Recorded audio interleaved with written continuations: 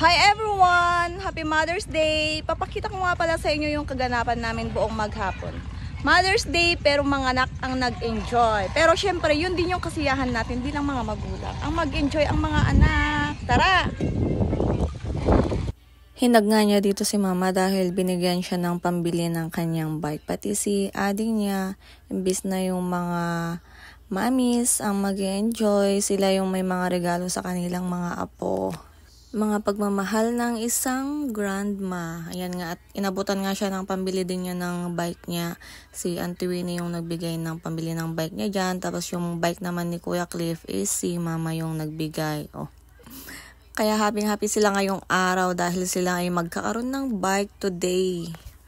Buti na lang at may butihin silang mga lolas and aunties para mabigyan sila ng pambili ng kanilang gustong bike. At niyaya ko na nga dyan si Nibes para makaalis na kami kasi may iba pang bibilhin sa palengke. Kasi sa palengke lang kami pupunta kasi pag sa SM, mahal masyado doon, double price.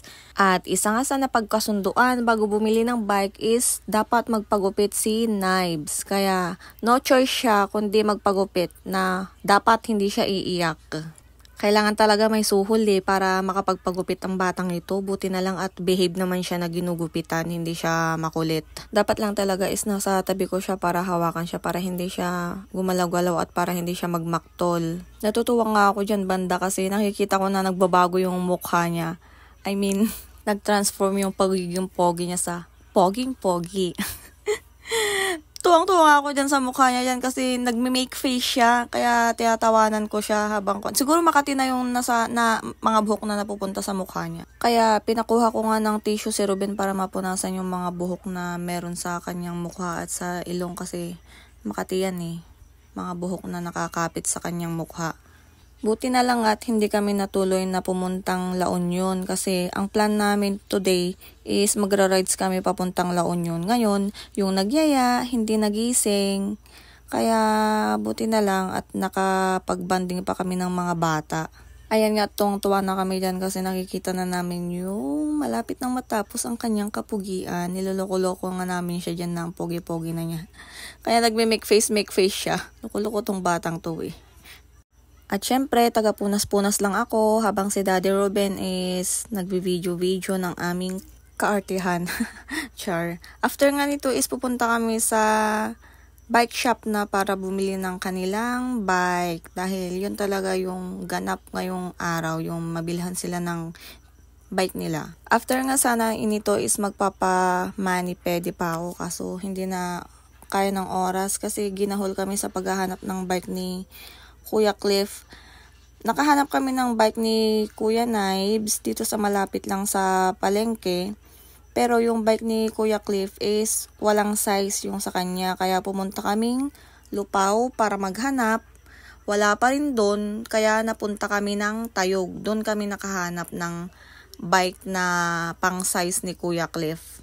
Buti na lang at open yung tindahan dito kasi dun sa Lupaw mga close na. Yung iba din na tindahan sa Umingan close na din kasi linggo tsaka siguro dahil Mother's Day ngayon kaya yung mga ibang shop is closed din.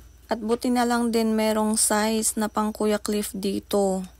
At ito nga yung nagustuhan ni Cliff. Pinagpipili nga namin siya kung yan ba or yung isa na andun sa taas na may mags na bike ang gusto niya. Kaso syempre siguro mas eye-catching kasi yung klase ng bike na to. Kaya ito yung napili niya. Ayaw na niyang layuan. Yan. Patingin-tingin lang si Kuya Nibes dyan kasi meron naman na yung sa kanya nasa sasakyan na. Happy nga dyan si Kuya Cliff At pina-assemble na nga lang din namin kay Kuya yan bago isakay sa sasakyan. After nga naming bayaran, isasakay na ni Daddy sa sasakyan para makauwi na at anong oras na din yan. Alauna na, hindi pa kami nananghalian dahil sa paghahanap ng bike ni Kuya Cliff. At happy nga siya dyan, sasayaw-sayaw pa. Sinabi ko nga na magte-take out na lang kami ng pagkain namin para sa bahay na lang namin kainin kasi sobrang init dito sa labas. Nagre-reklamo na nga si Bunso dyan na masakit na daw yung tiyan dahil gutom na kaya minabadali na din namin yung pag-aayos ng mga bike nila sa sasakyan. Binaba nga ulit ni Ruben yung bike ni Cliff para ayusin sa taas yung bike ni Nibes para magkasya sila doon.